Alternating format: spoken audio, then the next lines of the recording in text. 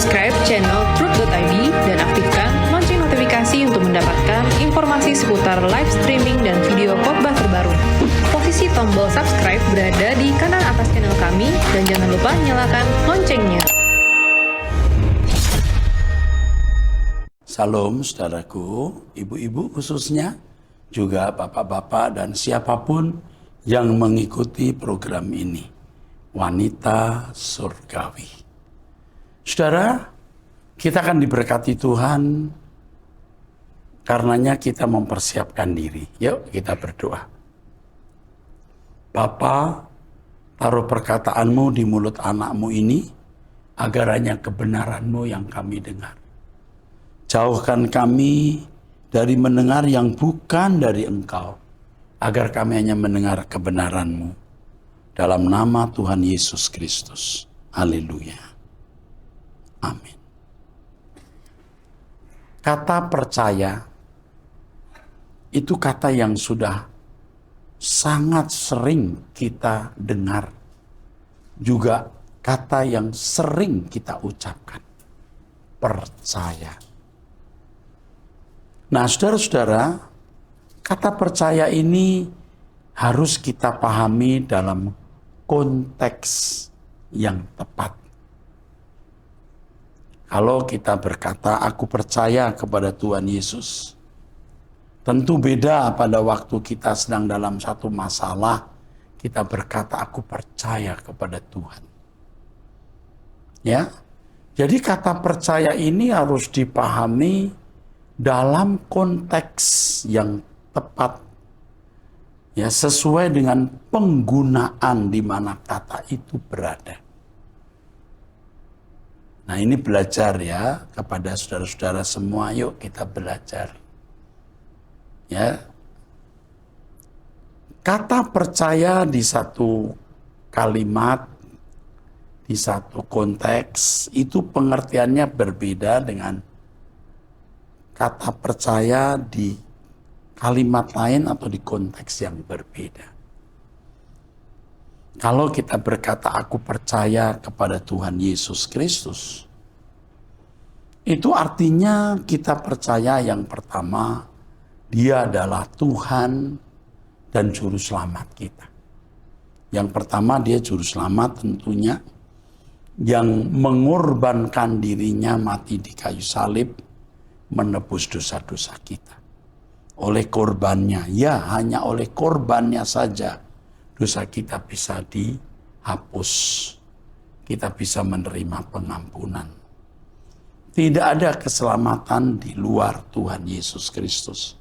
Dan ini harga mati, saudaraku. Harga mati.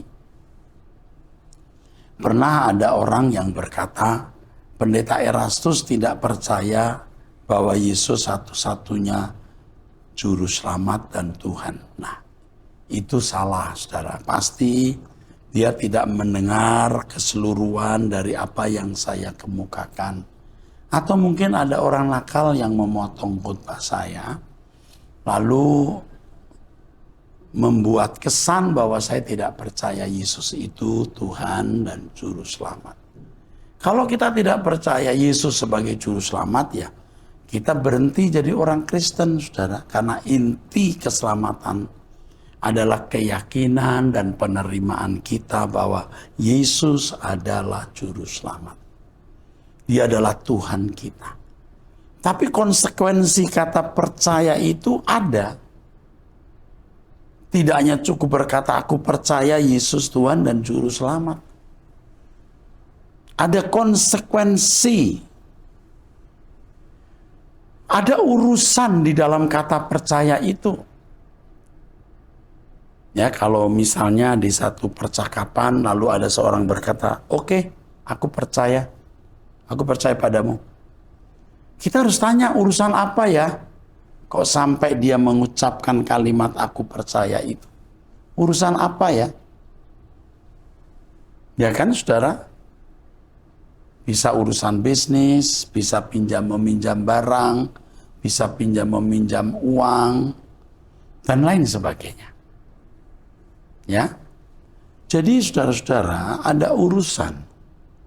Kalau kita mengatakan Yesus juru selamat, itu ada urusannya. Urusannya tentang mengenai keselamatan, tentang atau mengenai keselamatan. Aku percaya Yesus juru selamat. Artinya ada urusan mengenai keselamatan dengan Yesus. Begitu ya, saudara? Begitu ya, saudara, ingat ya, bukan hanya sekedar mengaku Yesus juru selamat dengan mulut. Ada konsekuensi, ada tanggung jawab, ada urusan di dalamnya. Nah, untuk itu kita tentu harus tahu apa itu selamat atau apa itu keselamatan. Apa itu selamat? Apa itu keselamatan? Nah, harus tahu saudara-saudaraku sekalian. Keselamatan artinya ya secara harfiah kata itu sendiri artinya ya terhindar dari sesuatu yang mencelakai, sesuatu yang mencelakai, sesuatu yang merusak, sesuatu yang membinasakan, ya. Begitu. Ya, kalau dikatakan selamat itu. Nah, kita selamat. Kita terhindar dari sesuatu yang mencelakai. Apa itu yang mencelakai? Nah, kalau kita kaitkan dengan Yesus sebagai juru selamat, yang mencelakai itu neraka. Oh, tentu neraka. Yesus juru selamat, Yesus menghindarkan kita dari neraka. Lalu persoalannya, kalau kita percaya Yesus juru selamat yang menghindarkan kita dari neraka, bagaimana proses percaya itu? Apakah dengan mengucapkan kalimat Yesus juru selamat lalu nanti kita terhindar dari neraka? Wah, kalau begitu berarti tidak ada urusannya. Urusannya hanya nalar pikiran, berkata, percaya. Belum ada urusan yang cukup. Atau bisa dikatakan belum ada urusannya. Kalau misalnya orang tanya, "You yakin itu Mr. Donald Trump akan jadi presiden? Bisa memberi kemajuan bagi Amerika?" Kita berkata, percaya. Tapi kita nggak ada urusan dengan Donald Trump. Tidak ada urusan dengan Amerika. Yang nggak ada urusannya, cuman percaya saja. Kalau kita berkata percaya kepada Yesus sebagai juru selamat, pertanyaannya, urusannya apa? Urusannya apa? Urusannya hal terhindar dari api kekal. Dengan percaya di dalam nalar, oh tidak cukup. Dengan langkah-langkah konkret mengikuti jejak Tuhan Yesus, mengikuti jalan yang ditunjukkannya supaya selamat. Sama loh, mirip seperti begini. Misalnya di Stanplat, ya, bus, ya, Pulau Gadung, ya, Pulau Gadung Jakarta. Ada bus yang membawanya ke Jogja. Bus Anu, ya, PT Anu, busnya membawa penumpang ke Jogja. Lalu ditunjukkan, ini loh bus Anu, PT Anu yang membawa orang sampai Jogja. You percaya nggak bahwa bus ini, PT Anu ini bisa membawa orang ke Jogja? Oh, percaya. Apakah dia sampai Jogja? Enggak. Kalau hanya percaya di dalam nalar atau pikiran, enggak sampai Jogja lah. Jauh. Percaya itu di dalam pikiran, dan orang yang tadi mengatakan percaya bahwa bis PT Anu itu bisa membawa orang ke Jogja, dianya masih di Pulau Gadung. Dia masih di Pulau Gadung. Kalau percaya dia naik bus itu.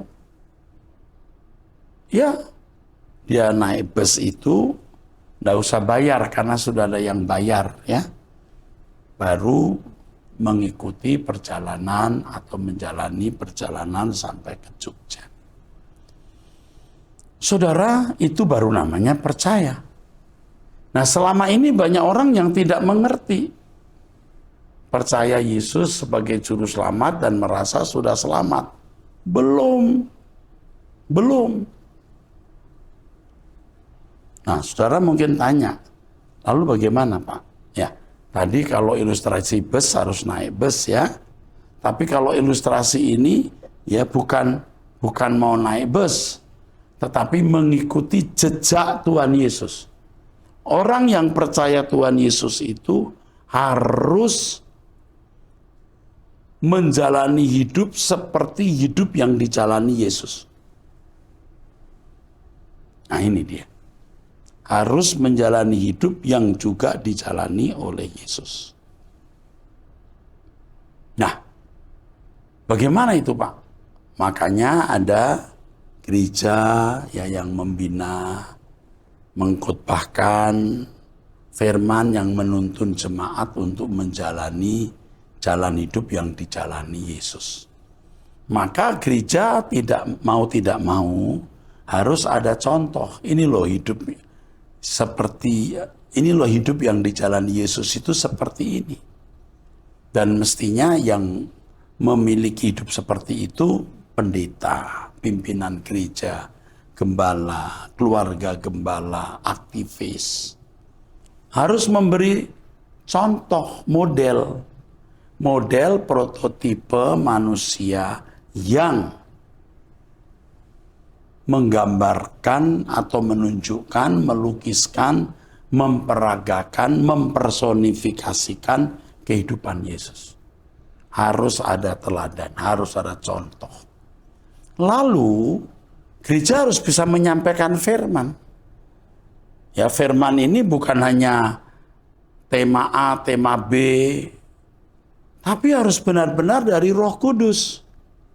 Supaya kebutuhan jemaat untuk mencontoh, meneladani Yesus itu dapat terwujud.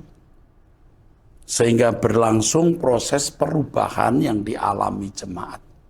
Nah, proses perubahan ini sama dengan proses perjalanan dari Pulau Gadung sampai Jogja.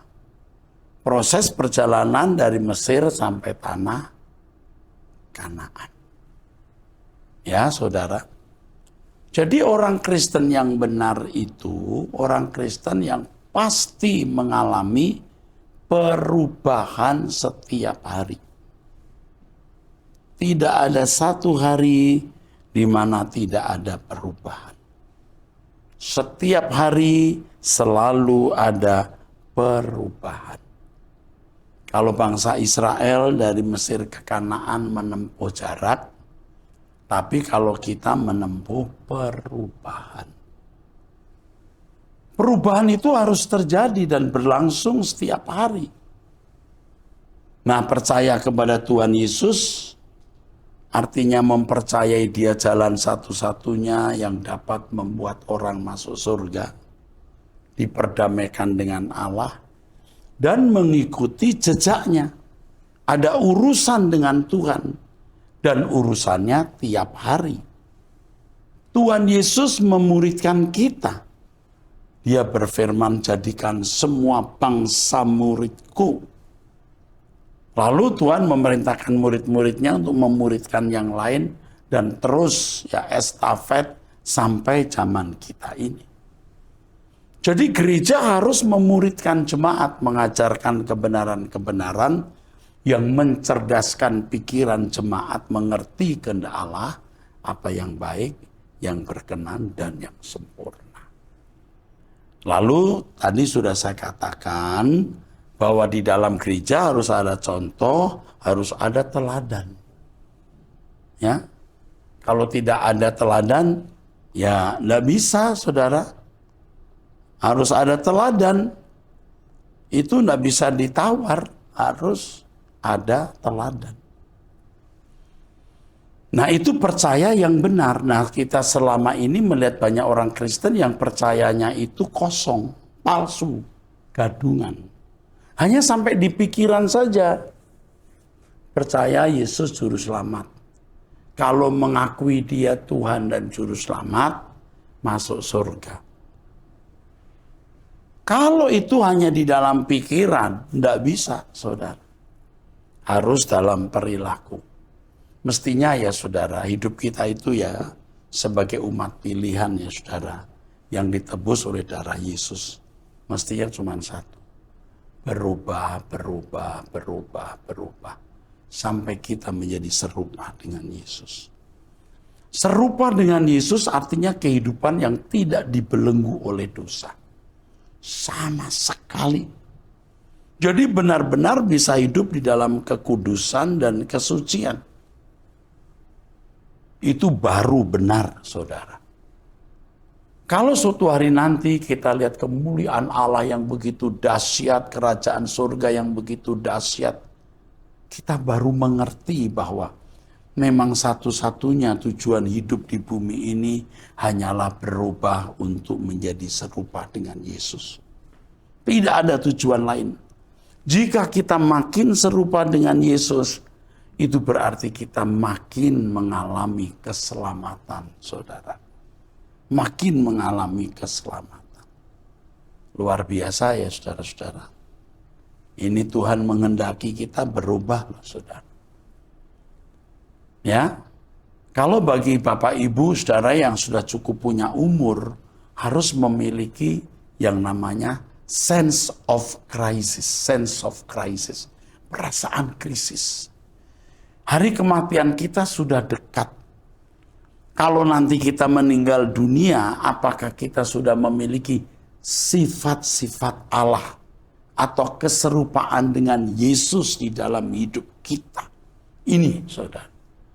Apa kita sudah memiliki keserupaan? Ini masalahnya. Mengerikan, saudara. Kalau kita sampai menutup mata, lalu kita punya keadaan masih, corat marut begini, carut marut begini. Tidak ada wajah Yesus di dalam batin kita. Malah wajahnya wajah anak dunia. Itu berarti tidak percaya Yesus. Jadi jangan heran kalau ada orang-orang Kristen yang kelakuannya lebih buruk dari orang non-Kristen. Ya, karena mereka tidak benar-benar percaya kepada Yesus. Ada satu lagu yang sering kami nyanyikan ya saudara. Bagi saudara mungkin tahu ya, yang sering ikut kebaktian di Gereja Suara Kebenaran Injil. Buatlah sesuatu yang baru dalam hidupku. Buatlah sesuatu yang baru dalam hidupku. Buatlah sesuatu yang baru dalam hidupku. Buatlah sesuatu yang baru dalam hidupku. Hanya Kau, Tuhan, yang dapat melakukan. Oleh kuasa Roh Suci, hidup dibaharui.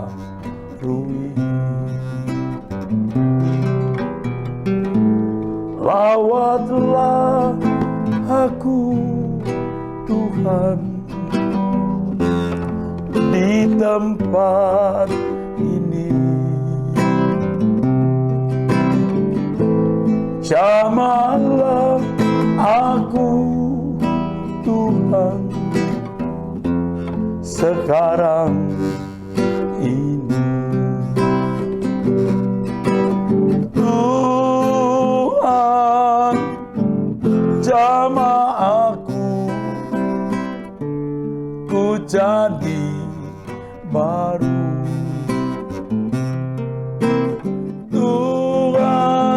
jamah, Tuhan jamah, ku jadi baru. Lawatlah aku Tuhan di tempat ini. Jamahlah aku Tuhan sekarang ini. Tuhan, jamah aku, ku jadi baru. Tuhan jamah, Tuhan jamah, ku jadi baru.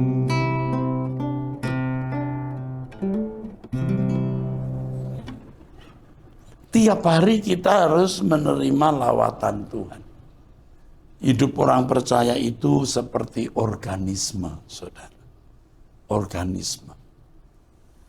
Jadi, organisme. Bukan organisasi, jadi sesuatu yang hidup. Sesuatu yang hidup harus mengalami progresivitas. Seperti bangsa Israel yang melakukan perjalanan menempuh jarak sampai tanah Kanaan, kita harus menempuh perubahan. Perubahan demi perubahan yang membuat kita makin hidup tidak bercacat, tidak bercela. Ini percaya sebagai dasar landasan percaya kita kepada Tuhan untuk aspek-aspek yang lain. Untuk aspek-aspek yang lain, saudara-saudara. Jadi kalau misalnya kita menghadapi masalah, misalnya, ya, kita berkata, aku percaya kepada Tuhan. Itu bukan lagi terkait dengan pengakuan kita bahwa Yesus Tuhan dan Juru Selamat. Itu terkait dengan proses yang Tuhan kerjakan dalam hidup kita agar kita serupa dengan Dia. Ya, misalnya saudara dalam situasi sulit, ekonomi sulit, lalu istri berkata, gimana ya Pak? Ya kita percaya Tuhan saja. Artinya segala sesuatu yang berlangsung tersebut di dalam kontrol Tuhan, dalam pengendalian Tuhan, demi supaya kita mencapai kesempurnaan dan keserupaan dengan Yesus. Ini saudaraku sekalian yang kita semua harus tahu, saudaraku. Jadi saudara-saudaraku sekalian, kalau Tuhan mengizinkan kita mengalami suatu persoalan, suatu keadaan, kita bersyukur karena itu bagian dari berkat kekal. Jadi bukan hanya darah Yesus yang ditumpahkan yang menghapus dosa kita, tetapi tuntunan Tuhan lewat semua peristiwa hidup yang mau membawa kita kepada maksud keselamatan diberikan. Jadi tidak ada sesuatu yang terjadi dalam hidup ini secara kebetulan. Kebetulan saja, tidak ada. Tidak mungkin. Kenapa, saudara? Karena Tuhan mendesain semua situasi untuk mewujudkan maksud keselamatan itu diberikan. Ya, tidak ada kejadian dalam hidup kita yang tidak terkait dengan proyek keselamatan yang Tuhan kerjakan dalam hidup kita. Tidak ada. Jadi mengaku Yesus sebagai Tuhan dan Juru Selamat akan dilanjutkan dengan pengakuan dan percaya kita bahwa Dia bekerja dalam segala hal mendatangkan kebaikan bagi orang yang mengasihi Dia. Puji Tuhan, saudara, karena Tuhan berkenan bekerja dalam segala hal mendatangkan kebaikan bagi kita. Jadi kalau kita berkata percaya, itu dimulai dari keyakinan kita bahwa Yesus mati di kayu salib menebus dosa kita. Dan kalau kita berkata percaya untuk hal lain terkait dengan proses bagaimana keselamatan itu berlangsung dan kita mencapai maksud tujuan keselamatan itu diberikan, saudara. Nah, Bapak Ibu, saudara-saudaraku sekalian, percayalah Tuhan yang hidup. Percayalah Tuhan yang berkuasa, yang memilih saudara menjadi anak-anak Allah.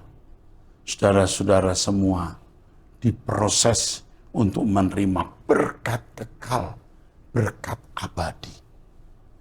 Jadi kita bersyukur melalui segala keadaan, Tuhan menuntun kita.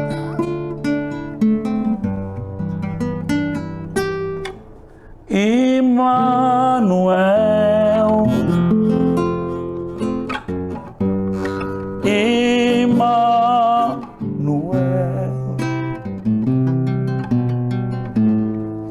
namamu disebut Immanuel, Kau Tuhanku.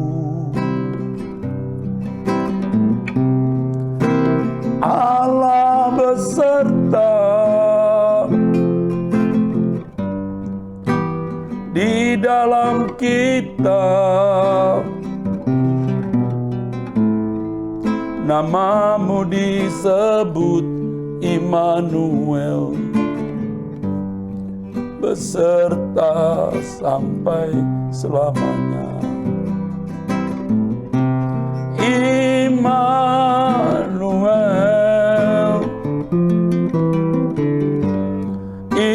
Immanuel,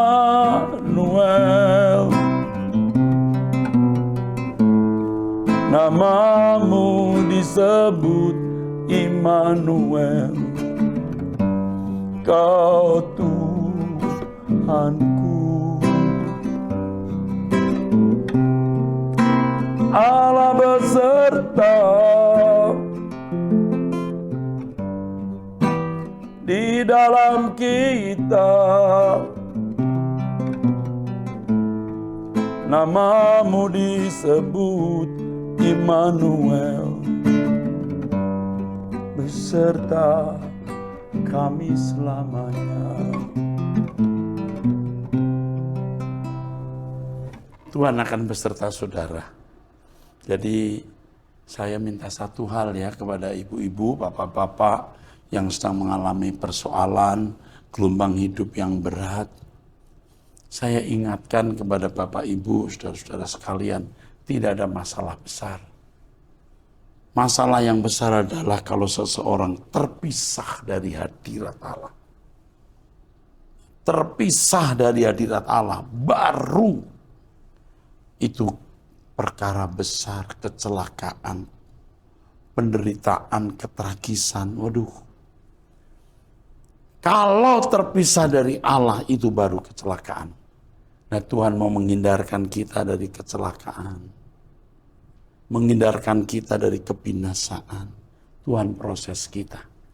Jadi jangan bersungut-sungut. Apapun masalah yang saudara hadapi saat ini, itu menjadi cara Tuhan untuk membawa saudara menikmati, mengalami, dan memiliki keselamatan abadi. Immanuel, Allah beserta kita. Apapun masalah saudara, percayalah. Tuhan tidak akan meninggalkan saudara. Percayalah Tuhan pasti menolong. Asal kita menunjukkan perhatian kita sungguh-sungguh kepada keselamatan yang Tuhan berikan. Yaitu di mana kita dikembalikan kepada rancangan Allah semula. Jadi kalau kita mengalami segala situasi atau keadaan, kita punya urusan dengan Allah di situ. Allah punya urusan dengan kita. Allah bekerja dalam segala hal mendatangkan kebaikan bagi kita. Ya. Oke, saya kira cukup itu, saudara-saudara. Mari kita berdoa. Bapa memberkati semua kami yang mendengar wanita surgawi ini. Pemberitaan firman-Mu yang luar biasa. Apapun yang kami alami, biar kami tidak bersungut-sungut, marah, tetapi kami mengucap syukur karena di dalamnya ada urusan di mana kami diproses untuk benar-benar menerima dan memiliki keselamatan. Terima kasih Bapa, dalam nama Yesus Kristus kami bersyukur, kami berdoa kepadamu. Demikian saudara, perjumpaan kita di Wanita Surgawi. Saudara tetaplah bersama dengan kami di Truth ID. Dan saya sungguh menghimbau saudara untuk doa pagi setiap hari jam 5 waktu Indonesia Barat. Saya mengajak saudara sungguh-sungguh berdoa ya. Saudara sungguh-sungguh mau belajar untuk bertemu dengan Tuhan. Kiranya Tuhan memberkati saudara-saudara sekalian. Ya, sampai jumpa. Amin.